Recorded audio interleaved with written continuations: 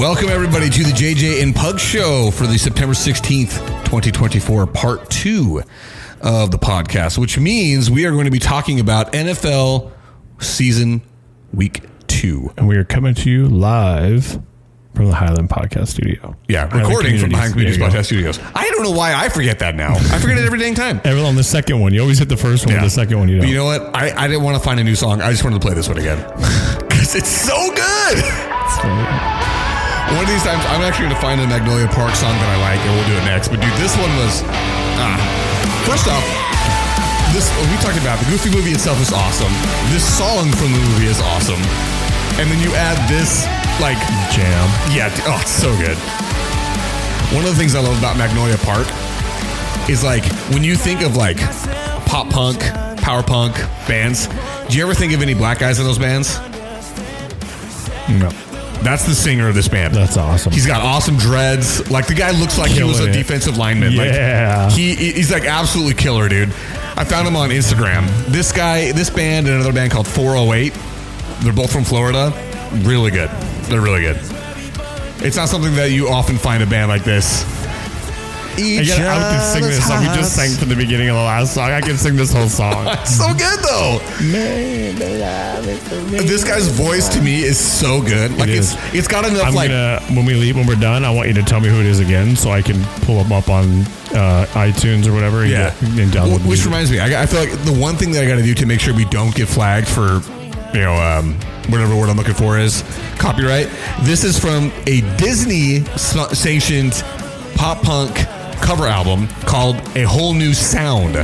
So like A Whole New World, a whole new sound with a whole bunch of different punk bands like Yellow Card, Mayday Parade, these guys, Magnolia Park. A few of those that I haven't even heard of. One's called like Meet Me at the Altar. Never heard of them before. And then, there's another one that's by We the Kings. Sounds just like Sting. Really? It's really good. But anyway, no, not We the Kings. Boys Like Girls. The one by We the Kings is terrible. It's the song from Hercules. It's a horrible Hero or whatever it's called. Yeah. Or something Heroes like Welcome. I can't remember exactly what it is. Yeah. It is not a good cover. So you can skip that one, everybody. Again, Magnolia Park, Eye to Eye from the A Whole New Sounds album. There we go. Boom. All of this was suggested to me by my wife's cousin. So he's on a streak right now that he's really hitting. Great job. Good on you, Levi. So, all right, week 2. Week 2, dude. We got to break this down because it's been a crazy week of football. So let's start with the sad news. Should Tua Tagovailoa continue playing football? No, I think he should take the Andrew Luck approach and save his health. Dude, I mean, like, what's crazy with that is the irony of who took him out or who gave him the concussion. Oh my gosh. Hamlin being the guy who is, basically died on the field, came back to life. Died on the field and was resuscitated. So, like, they feel, and, kudos to the Bills Mafia. They've raised money for his foundation. They're throwing money. Because everybody knows, nobody wants to see anybody go through something like that. And he just has the worst luck with concussions. Oh my gosh, it's so sad. And, you would think, and I know you're being a competitor, right? But at some point you would think that you'd be smarter and know that, hey, look, anytime I'm about to get hit, I got to go down. Just slide. What's the extra yard, 2 yards? It doesn't matter. My health is worth it. And after this, I don't know how you can come back and say, yeah, I'm going to keep doing it with all the CTE stuff and all the crap that the NFL has for the stuff that you see these other people have years later. It's like, look, bro, you've got the money. You're going to be fine. Just suck it. And maybe do something like some kind of thing that would be benefit for this for future. I don't know, but I don't know. I don't think he come back. No, it's a very sad fact for me because I look at the guy who's, I'm not going to say he's one of the greatest quarterbacks in the league, but he's a very good quarterback. Yeah, right? He's definitely he's above serviceable. Yep. He is top half of the league, maybe. Plays in a very good system with a good coach, with a lot of good weapons. And you look at it professionally, you think this is as good a situation as you could ask for. But hey, Andrew Luck retired because he was sick of his body hurting and shoulder, back, arm. Tua, it's your head. Well, Andrew did seeing a couple concussions. I think that was part of it, and he was but he at the end of the day he chose his health and longevity and a better life, and I think that's what Tua is probably considering now at this point. Like, it's hard to walk away from something you work so hard for, and you've only been in the league for a few years, and this has been your lifetime goal, and to go out like this is not a fun thing. But you got paid, take your money. You know, you can live a comfortable life.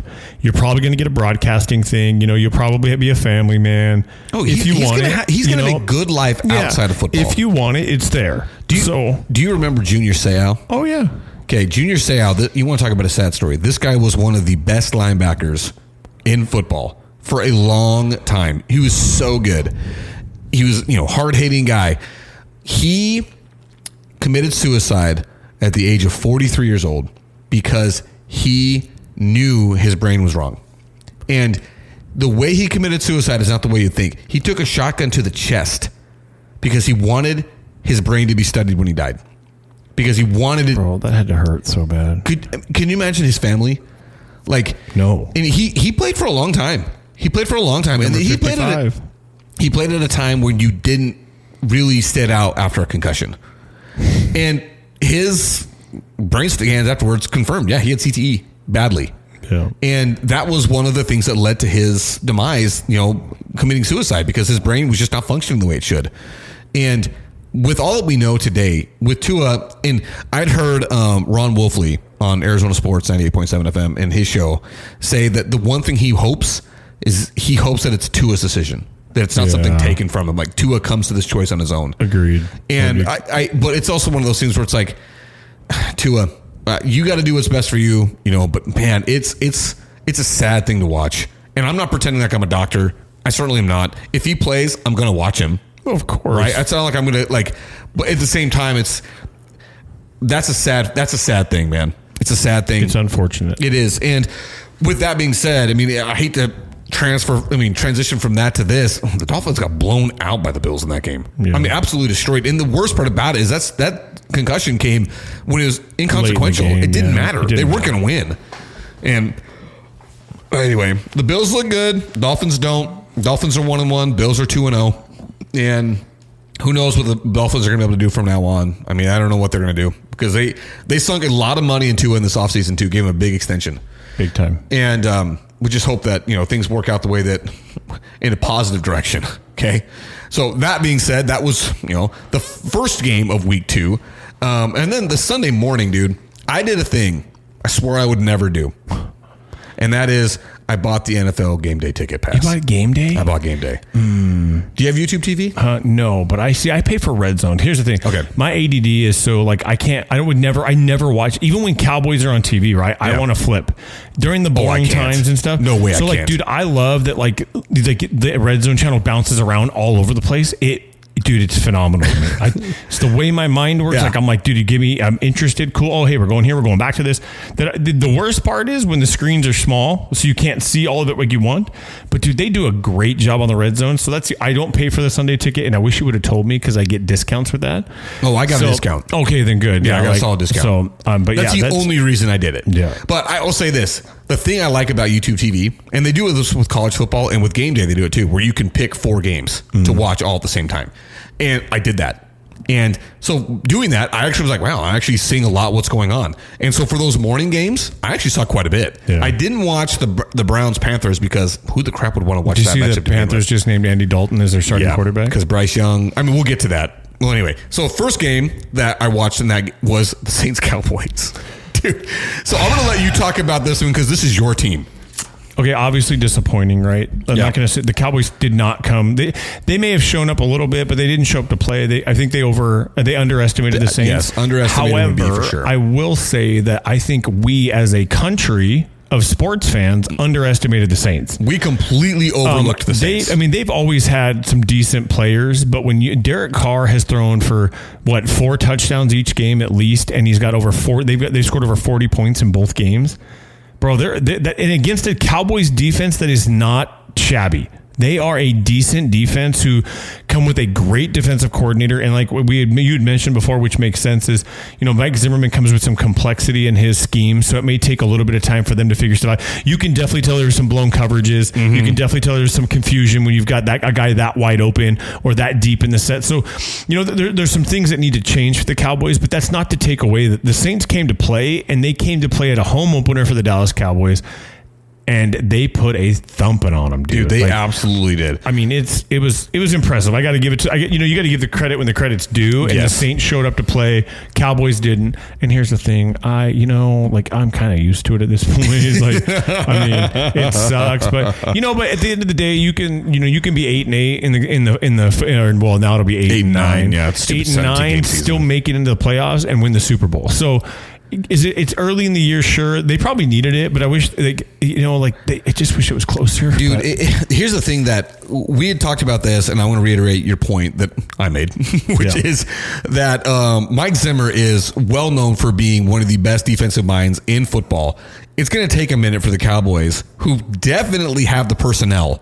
If you look at the roster on the defense, you look at it and say, I'm trying to think of there's probably 5 guys that are on their starting defense that I would take and replace with just about any other team's 5. Like these 5 guys. I would want DeMarcus Lawrence. I want that guy starting. Micah Parsons, 100%. Of course. But the only guy I would take over Micah Parsons is TJ Watt. That's about the only guy I can think of I would take over him. The Bosa brothers. I would take Micah Parsons over the Bosas. And because Micah Parsons is he's so what's the word I'm looking for? He dynamic and versatile. That's what I'm trying to think. And he can do more than just rush off the edge. Micah Parsons to me is he is an absolute stud in the game. And obviously you got the 2 cornerbacks. Did I read that DeMar Bland got hurt? Yeah, he's hurt. He's out. So but you got Stephon Diggs, or Diggs' brother, Trevon Diggs. Yeah. So I mean, they're not a shabby team. It's just they picked up a linebacker, and I can't remember his name, but dude, he made a play last week, the first week. And I was I jumped out of my seat. I was excited. I walked, dude. I was and my kids are what are you doing? I'm you don't understand. The way he closed, what just happened? The angle that he took on the running back, and instead of letting the running back get outside and then kind of pushing him out, he attacked downhill and just smashed his running back. That kind of stuff. Doesn't it make you so bro? I jumped. I was dude. Let's go, And Lexi's looking at me what? And I was you don't understand what it takes. What he just did, the way he closed that distance, was and it went downhill. Was it Marvion Overshown? Number 13, 15, 13. He's he's a linebacker, it's like getting a free linebacker. Dude, they picked him up as a free agent or an undrafted rookie or something. Dude, they didn't pay anything for him. Definitely not the guy, because that Overshown guy was a safety for Texas, and he's got this. He's a big dude. He's 6'2", 6'3", 6'4", something like that, but not super thick. He's 220. Anyway, I remember watching him at Texas thinking this guy might make it as a linebacker in the NFL as a coverage linebacker. And he's just the one guy I thought of. Yeah, I can't remember his name. I'll see if I can pull it up. But it was a great play. So they have a defense that is no joke. But at the end of the day, the Saints came to play and the Cowboys didn't. And dude, the thing is, we talked about this, pre-recording. I was looking at an article on, if anybody uses the app The Score, it's a really good app for all things sports. News, analysis, updates, scores, etc. And they do a weekly wrap up, and their wrap up from Sunday had basically said the one thing that you and I both totally thought, and that is everybody overlooked the Saints. Oh yeah. For the Saints to go back-to-back weeks scoring over 40 points, guys, in the NFL, that does not happen. No, not at all. That does not happen. Scoring 40 points in the NFL is a major accomplishment, because the talent difference is not as vast as we like to say it, the way that we talk. We say the Panthers are absolute garbage. No, the Panthers are still full of a roster of the best of the best of the best from different colleges and programs throughout the country. So it's only 53 guys on that roster, and those 53 guys are still some of the best guys of their towns that they came from have ever seen play anything. So we're still talking about really elite athletes. And for the Saints to go back-to-back games scoring over 40 and to do that against a Cowboys team like that, we said roster-wise is incredibly talented. We obviously are totally overlooking the Saints. And good on you, Derek Carr, because you're showing people your worth, man. And Alvin Kamara, I remember looking at him in our fantasy draft thinking dude, the Saints are going to suck. I'm not going to pick Alvin Kamara, even though he's a good player. Dude, he had 4 touchdowns on Sunday. And came out he just rebounded. Really. Dude, yeah. I'm telling you, man, that the Saints team, they might be the team to beat in the NFC South. And that is a crazy thing, because I'm just about to talk about the Buccaneers and the Lions. Oh, that was a great game. And the Bucs won in Detroit. That was a great game. That was. And dude, my boy, our boy, we've been talking about this guy, whether or not he's a man or not. We've been kind of giving that I don't know, he's good, but dude, Baker Mayfield, is really endearing himself to the people of Florida, because I'm telling you, man, this guy is really showing up, and he's got all the attitude and swagger that you love in an athlete. You know what I mean? Well, Just that attitude of like, hey, listen, I may not be the best guy here, but I'm going to be the biggest baller here, if you know what I'm talking about. And, them going into Detroit and winning, it was a tight game. 20-16 was the final score. And like I said, I watched that game. That was a part of my 4 screens on the YouTube TV. And watching it the whole time, every single moment, I kept thinking, like, okay, this is when the Detroit Lions are going to walk. This is where they're going to move on. This is where they're going to take this game apart. And nope. Not happening. And by the way, this is a crazy thing. Did you know that Chris Godwin, the wide receiver for the Buccaneers, really good receiver, did you know that his first name is not Chris? No. His legal first name is Rod. Okay? His name is Rod Godwin. Why have we not been calling this guy Rod God? I mean, fair. That's a fantastic nickname. It's fantastic. Also, that guy was I think on Sunday's game, the first 6 completions of the game went to Rod Godwin, and it was over 100 yards within the first half. So that dude had a great game, and I'm not calling him Chris anymore. Now that I know this, his name is now Rod God for me. Rod God. So Lions 2-0, Saints 2-0, NFC South, which is generally a overlooked division, is now looking kind of strong 2 games in. Yeah. And just to give everybody a little bit of perspective, I know in the NFL, one of the great things about it is we love to overreact to literally every single game. But the reason is, think about it from this perspective. There's 162 games in baseball, and there's 17 in football. That's almost, for every one football game, 9-point-something baseball games. So in baseball, if you lose 9 games, that's a big deal, right? You lose 9 straight games, you look at it and saying, oh my gosh, man, that's a 9-game skid. And otherwise, if you have a 9-game winning streak, you're like, dude, we're on fire, man. We ain't gonna ever lose 9 games in a row. That's what one game in the NFL is. One game means that much. So that's the reason why we overreact to every single game. One game means so much in the NFL. Moving on down to the Colts and the Packers. I didn't watch this game. I don't know much about it other than the final score. Did you watch this game at all? Yeah, I did. It was a close game. Yeah, it was a close Green game. Bay won in the last little bit there. And, I thought Green Bay is playing with the backup quarterback. So yeah, I still wrote winning. them off. Yeah, and they're still winning, which is good. So good for them. 1-1 for them. I wrote them off because I didn't think that they do anything without Jordan Love. And we talked about last week with Anthony Richardson. Like, that guy is a physical marvel. Yeah. I mean, I'm just looking at the box score again. I didn't watch the game. The box score shows he threw 3 picks. Were they 3 real picks? I don't remember. I didn't watch it that close. Like, I was out red zone, so it was jumping back and forth. Okay. But he came to play. I mean, he played well. I think they just couldn't finish. Yeah. Because if there's one thing that we can say, again, as I didn't watch the game, the one thing I can definitely say about the Packers is they are very well coached. Matt LaFleur is a really good coach. I mean, it's proven in the fact that he just won a game with Malik Willis as his quarterback. Next was the Jets and the Titans. Aaron Love got his first win. Do we care? Aaron Love? No. Did I say Aaron Love? Yeah. I was like, what? Who's Aaron Love? Oh, Aaron Rodgers. I was talking about Jordan Love. Yeah. Aaron Rodgers just got his first win as a Jet. And I think it's his first win in 2 years? It's been a minute, yeah. For sure. Well, that's probably not accurate, but it's been a minute, like you said. So here we go. We got the Jets now 1-1. They just took down the Titans, who are now a very sad 0-2, because again, that means something going 0-2 in the NFL. And my question about that is it something that we should be concerned, or like, do we look at the Jets and say, hey, maybe they're actually put it together, or is it Jets are going to jet? Because I still think Jets are going to jet. Jets are going to jet. I mean, until history proves us otherwise, Jets are going to jet. That's what they do. But 1-1, so. I think as far as they're not too far behind the Bills now, who are again 2-0.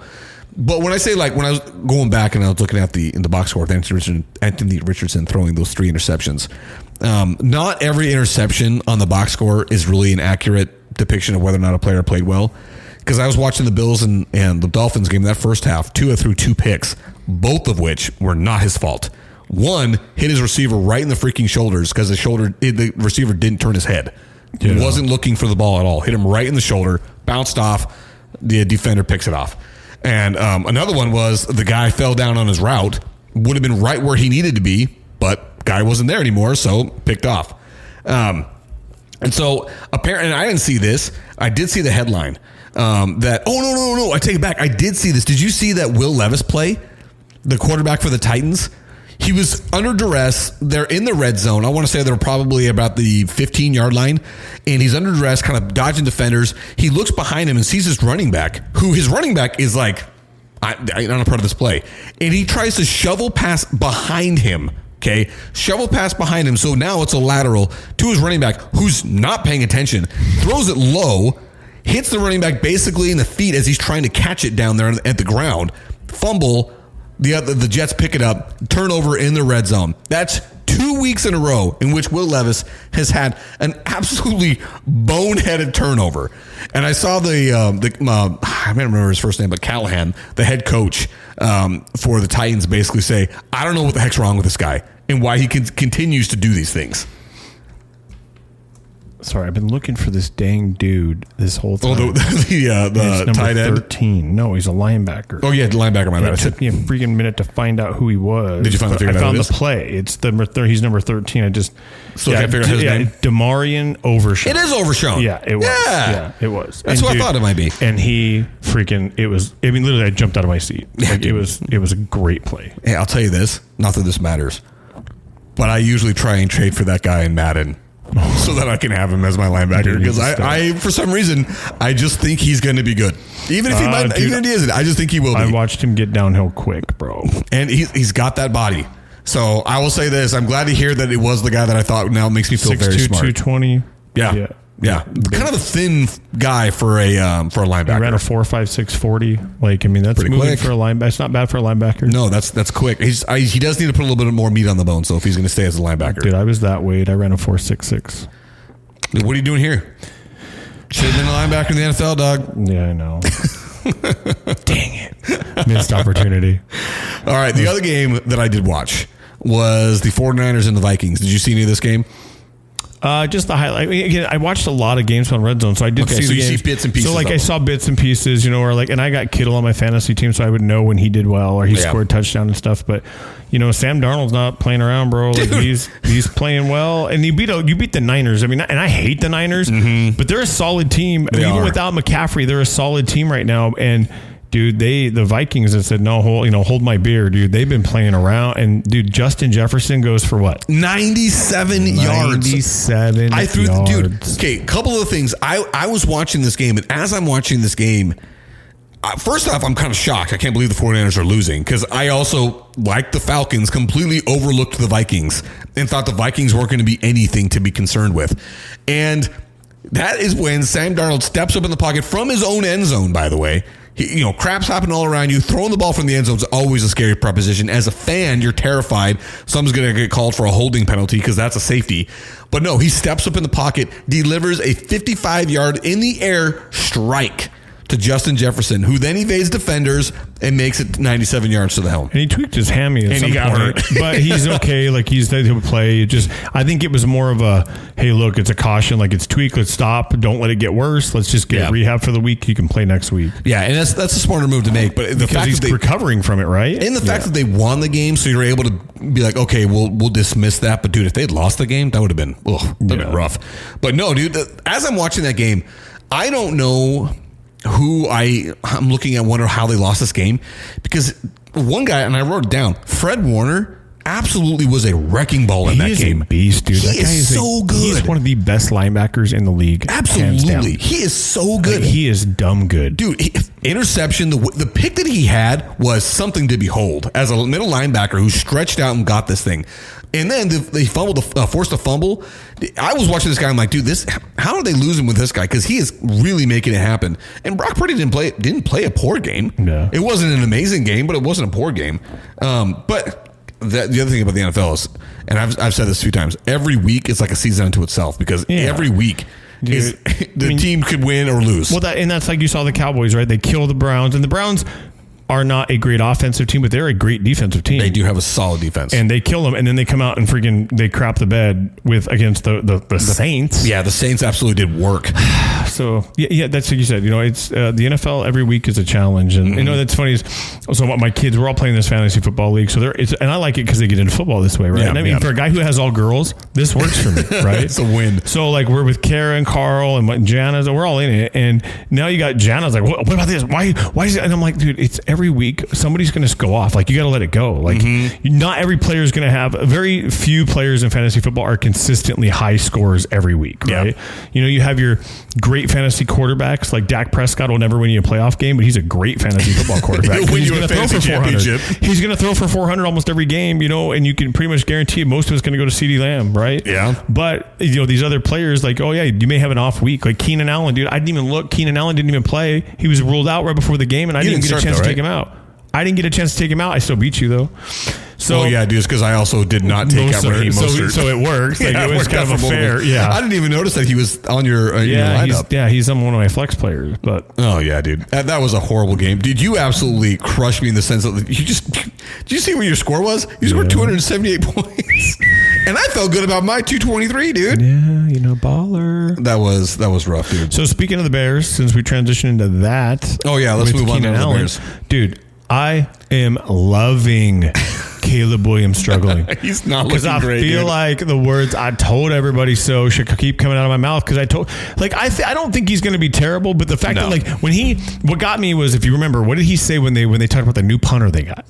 Do you remember what his quote was? Oh, I remember something along the lines. He's not going to be playing very much. You ain't going to be punting very much. Yeah, that's what it was. Yeah. No, really? Because I feel like you're just getting crushed, bro. You're throwing the ball. Like you can see DJ Moore is throwing his helmet when he is so angry at being missed on wide open throws. Here's the thing that the reason why I didn't believe in Caleb Williams had more to do with the way that he plays, in that he spends so much time dancing and trying to evade defenders, thinking that he's going to be able to make the big play, every play, instead of just making the play. Taking the check down, move the sticks, just keep it going. But no, he feels the need to make a big play, every play.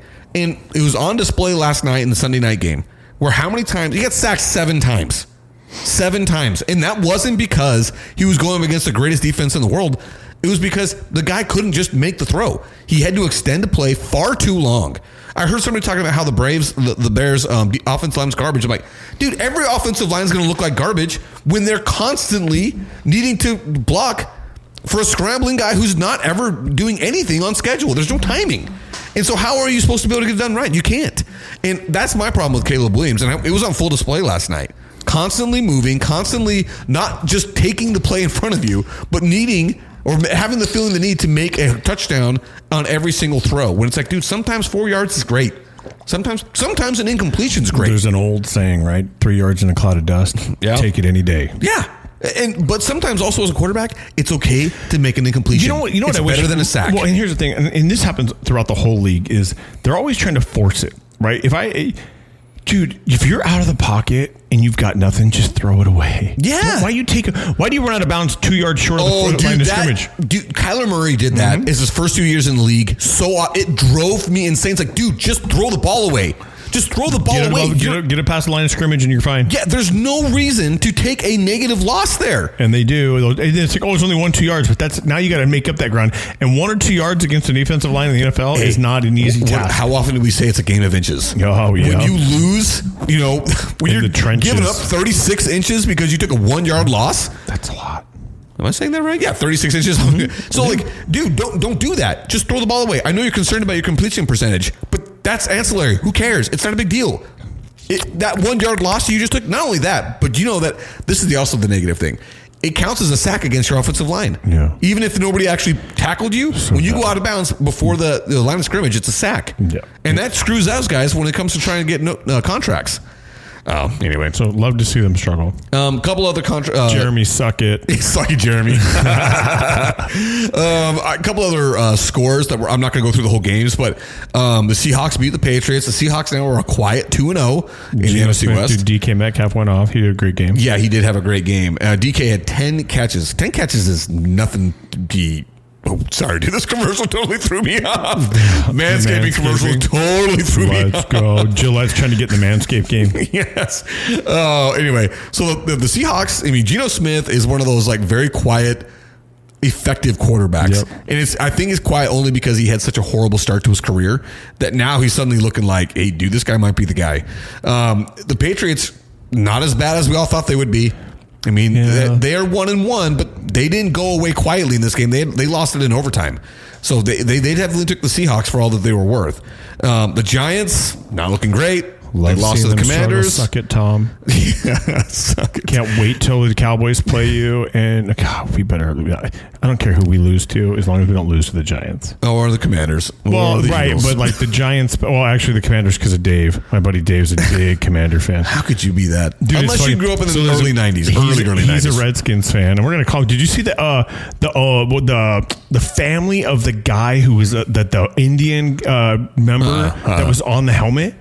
Is like demanding they put him back on the helmet. Oh, really? Yeah, because they're pissed off that they took off their dad, grandpa, whoever it was, off of the helmet, and they didn't want they want it back on. That's anyway. something. That's not a nothing. Right. That's a something. So he's a big fan of the Redskins, and his wife is a Dallas Cowboy fan. So wow. dude, when they play each other, they have a helmet. The other person has to wear the other helmet if they lose. And it's so cool. That's fun. That's fun good stuff, dude. But I always get, like I said, I told you, I have an ongoing bet with my buddy Tom, and I don't know what I want this year, but it's going to be good. So. The Chargers destroyed the Panthers. The Panthers scored 3 points. Bryce Young got benched. Sucks. He was the number one overall pick last year. I saw this article on, again, The Score, and it was talking about possibly the two worst trades in NFL history. And it was the Deshaun Watson trade. To the Browns. For a guaranteed like $260 million. $230 million fully guaranteed contract, which at the time was the highest contract. He's a joke. He's awful. And the other one was possibly the worst contract. I mean, the worst trade of all time was the one the Panthers made to get Bryce Young as the number one overall pick. They traded 3 first-round draft picks, DJ Moore, and something else. I can't remember what it was. Terrible. To the Bears. And they have gotten less than nothing. That has been a net negative in every way you look at it. Because this is his second year in. Now, here's the thing about quarterbacks. I honestly believe that we push them in too quick. I agree. That's why Caleb Williams isn't going to do well, because they're expecting too much of him. They're expecting the world from him right now. I heard an announcement, and I don't know who it was. It was some radio station, but they said that when you are used to being the best person on the field your entire life, and then you go to the NFL and you are no longer the best person on the field, that takes time to adjust. Yeah. Because everybody is the best player on there that they've ever grown up with. Mm-hmm. So you've got to now adjust. And that's the problem with these quarterbacks that come in. The speed of the game alone is so much better than college. I mean, because we think about it. Like, you're literally talking about the best of the best of the best. Yep. Like, one of the things that Kyler Murray had to deal with when he came to the NFL was he's not throwing to wide open receivers anymore. Because when he's going against Big 12 defenses, he's got Hollywood, Brown running free. That don't happen in the NFL. No. Again, a free runner, although Marvin Harrison Jr. did ball out. Hey, we'll get to that. We'll get to that. So, anyway, so, the Panthers are in complete disarray. Andy Dalton's going to be the starting quarterback. Bryce Young's going to sit. And they probably should have done that last year anyway. They probably should have had Bryce Young sit a year. But he may not make it. Andy Dalton's a great fantasy football quarterback, too. And you know what? He's a totally serviceable quarterback. Heck yeah, he is not going to win you the Super Bowl. TCU, buddy. Let's go. Yeah, Red Rocket, man. Horned Frogs. Or Frogs, dude. I hate freaking TCU. Mm-hmm. Browns did beat the Jaguars, and the Jaguars might be in some trouble at 0-2. And I don't know, man. I don't know. I've never been a huge fan of the Jaguars, even though I want Trevor Lawrence to be the right guy, because I watched him in college and thought he was it, but he may not be. The Raiders beat the Ravens, and now the Ravens are 0-2. I watched that game as a part of my 4, and I could not believe that the Ravens were not blowing the Raiders up. I could not believe it. And it's funny, is the quarterback for the Raiders Gardner Minshew, dude. Granted, now you see a lot of reports of him working his butt off in the offseason. Like, he's working for it, right? And it's showing, And I love the when he threw a pick, did you see Max Crosby come over and basically pick his head up and give him a, hey, bro, let it go. We got you. You made a mistake, let it go. We're going to go out and get 3 and out and come back. When I was thinking, just good to see. What I was thinking when I was watching it is Gardner Minshew is this generation's Ryan Fitzpatrick.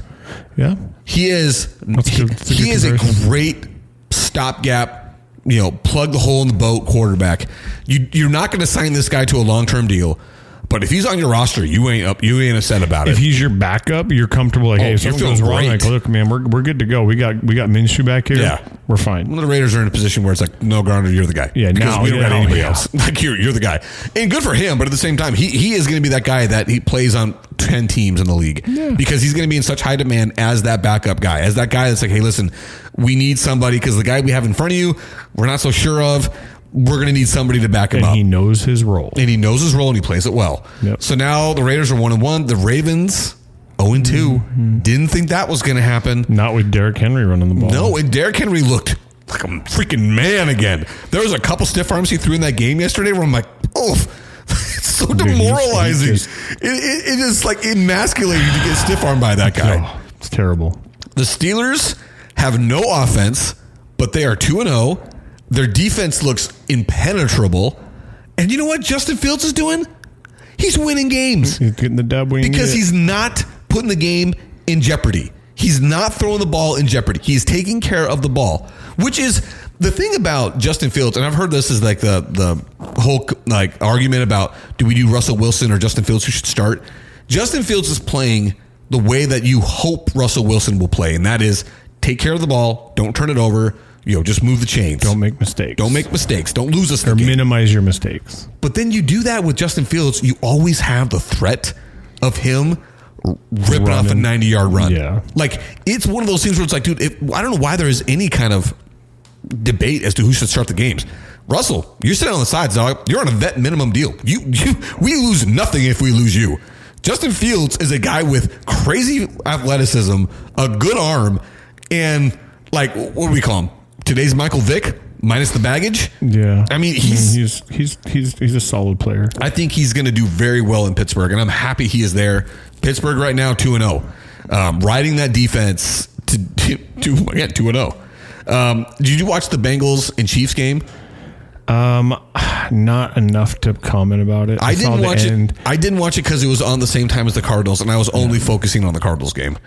But apparently, I mean, look at it again. Controversial. 26-25. Close game. That is two straight super close games for the Chiefs. I saw, they always like to mess with this, especially these two teams, but it said, oh, look, they're exchanging jerseys, and it had Patrick Mahomes and the referee. Dude, I know we love to say things like that about like, hey, the Chiefs get all the love. But the truth is we said the same thing about the Patriots. Oh, yeah. You say the same thing about whatever team. You just want to see them win. You want to see them lose. Nobody likes a dynasty, even though we love talking about dynasties of the past. Right. We love talking about the Bulls in the 90s. Let me tell you what, we hated the Bulls in the 90s. Yeah, okay. We hated the Bulls in the 90s. We love talking about them now. And it's the same thing. Like, we love talking about dynasties from the past. We hate to witness them in the present, which is a bummer because then you don't get to appreciate greatness. My attitude towards the Patriots towards the end kind of softened in that regard. I'm like, you know what? I just want to see greatness. And I was rooting for the Patriots to win that Super Bowl against the Giants because I wanted to see a perfect season. Hey, good on you, Giants. You didn't do it. Which actually leads me to a question I want to ask you at the end of this because it was something me and my brother were talking about yesterday. We talked about the Bears, 0-2. And we said 1-1. Texans 2-0. The Cardinals answered all the questions about whether or not Marvin Harrison Jr. can play by force feeding him early, and in the first quarter had 130 yards and 2 touchdowns. He crushed it. They demolished the Rams. Absolutely demolished the Rams. Huge conference win. Huge win for them. When the Niners lose. Yes. So now the Cardinals are 1-1. The Seahawks, crazy enough, are sitting at the top of the division. The Rams 0-2. 49ers and Cardinals 1-1. But guys, we have not beat the Rams at home in 10 years until yesterday. You want to know what's also crazy about that? Guess who was drafted 10 years ago? Aaron Donald. Oh, really? Yeah. Basically, once Aaron Donald put on a Rams jersey, Cardinals couldn't beat them. Couldn't beat them. Definitely not at home. And Sean McVay, up till yesterday, was 12-2 against the Cardinals. He didn't lose against them. The only time that they beat him was in L.A. So yesterday, the Cardinals exercised some serious demons by dominating the Rams 41-10. Remember what I said about scoring 40 in the NFL? That's nothing. That is a serious accomplishment. And they played well. That game went fast, too. Like, yes. The game was, like, over real quick. Didn't last as long as it felt like the game should have ended 30 minutes earlier. Yeah. Than it should have. But yeah, they played well. They're all in all aspects. Buda Baker flying around. Oh, dude, crushing Buda it. was a freaking heat-seeking missile. Yeah, he was doing great, man. Dude, they played well. And Kyler Murray was the only quarterback with a perfect passer rating. He had a 158.3 perfect. He played through 3 quarters. A perfect game. Yeah, exactly. And they pulled the starters in the 4th, and they won 41-10. It was a dominating game by the Cardinals. Yeah, dominating. Trey game. McBride had some great catches, extended catches. I mean, they all played well. Mm-hmm. It was something that you're happy to see because the way that the Cardinals played is exactly the way they schemed that roster to play. Well, and you'd like to see them be consistent. That's the problem with the Cardinals is they have a game like this and then they'll lose the next 3. Yes, and we play the Lions next, and the Lions are coming off a loss. And they're going to be coming out hard. They're going to be coming out hard. So it is game week, dude. It's who the Cowboys got next? Do you remember? No. I know the Giants are coming up. Let's see here. I'm going to pull it up here to see who they're playing next to see if you're going to be able to be. Oh, you're playing the Ravens next, dog? Yeah. Hey, that I don't know how that one's going to go because you guys are both coming off of very disappointing losses. And the Ravens are going to be coming in hungry as 0-2. And they're playing at home? Yeah, it's going to be in Dallas. Dallas is looking for a home win. They need it. Yeah. What did they say? Something about their home record's not great lately, isn't it? It's really poor, right? Yeah. I mean, it's not as poor. I flew to Dallas in freaking 2020 or whatever, 21. I don't know what it was, dude. They lost the home game there. It made me so mad. I think that the Cardinals' home record recently has been it's 2-19 over the last 21 games until yesterday. I can't remember what it was. It was bad. But them winning that game, I mean, it sets them up for. I mean, like I said, they got the Lions coming up, and I do have to temper a lot of my excitement about that absolute beatdown of the Rams because the fact that the Rams were playing without the starting left tackle, the guy they had playing there, got absolutely abused by whoever was rushing against him. Dennis Gardeck got 3 sacks in that game. Okay. Which, by the way, Gardeck the Barbarian is a total fan favorite, but if you don't know the Cardinals, you don't know that guy's name. You got to look at anytime he gets a sack, you got to look at his sack celebration. It's freaking awesome. But they had nobody on the offensive line that was really any good. Puka Nacua did not play. Cooper Kupp got hurt, which, by the way, sucks for you, dog. He's going to be out for a couple of weeks. He might be heading to the IR. So there's your fantasy pick gone. And so I do have to say, you know what? The Rams were not coming in with a fully loaded gun. They did have a lot of things missing. But, dude, winning a game with 31 points, you just got to be amped about. That's like playing Madden. You don't win by 31 in the NFL. No, especially that's a big win. Yeah, especially the Cardinals. We haven't done that since Bruce Arians' days. When was the last time that's even happened? Bruce Arians, we didn't win a Super Bowl with that guy, but I think he was probably responsible for the best chapter in Cardinals history. So that's the week wrap up. Week 2 started. We already talked about the Falcons in part 1 because of the improbable win that they had against the Eagles. And so now that's the end of the week. But the question I want to ask you, and then we're gonna sign off right after this. The question I got for you, Jason, is should Eli Manning be in the Hall of Fame? Is he a Hall of Fame quarterback? I think so. Okay. And I hate the Giants, but dude, speaking of Manning, did you see his son? Is it his son or Arch Peyton's Manning? son? It's their son. Their uncle was Somebody Brother else. Cooper or something like that. Yep. It's the non-NFL quarterback. Came into Texas and freaking balled out, Dude, bro. he absolutely I did. was like, oh shoot, Dude, and it wasn't just that he ripped off a 67-yard run. You didn't think any the Manning first could play, do. The first time he touched the ball. First play, dude. That was impressive. I was like, yep, I like this kid. It's just cool to see. I also think it's cool that Arch Manning, a guy who would have been the number 1 recruit to any school, chose to be a backup to Quinn Ewers in Texas because he felt like, hey, you know what? Texas is the place for me. That's a pick that you don't see in today's recruiting landscape in college football. Yeah. They're always looking for the place to start right now. And I think that's the right move. Didn't hurt the fact that he's getting paid a grip to be there, but I also think it's the right move for him to go in and say, hey, you know what? All the pressure's not on me immediately. But I do want to ask, my reasoning for thinking that Eli Manning is a Hall of Fame quarterback, even though his career record is 500, is the fact that those two Super Bowl runs were legendary. To me, that's enough to push him over the top. I think he should be. I mean, if you think about everybody else in there, I think he fits fine. Okay. Well, that wasn't as much of a debate as I thought it might be. No, I thought I was going to get some serious pushback from a Cowboys fan. But dude, you got to respect play, dude. I mean, he came in, he beat Peyton Man, or he beat Tom Brady like he did, and the undefeated in freaking Phoenix. You know, yes, like, the undefeated New England Patriots. I can't be mad. I mean, I recognize. I mean, as much as I hate, I would never be caught dead in a Giants jersey. But, no, but yeah, no, you got to respect it. I think Eli Manning unfairly gets a ton of hate, and it's only because he was the quarterback in New York. If he was the quarterback in anywhere else, we'll say Jacksonville, Atlanta. I mean, again, insert the name of any other program outside of Dallas, because in Dallas you're going to get just as much hate. Because he was a quarterback in the media mecca of the United States, he was constantly under scrutiny, microscope. This guy was hated, blah, blah, blah. But I do think that Eli Manning is a Hall of Fame quarterback. And that's something that we just were talking about yesterday. Yeah, I don't disagree with you. Okay. All right, all you cheese bags, stay fresh out there. Like fat kids in dodgeball, I'm going to bed.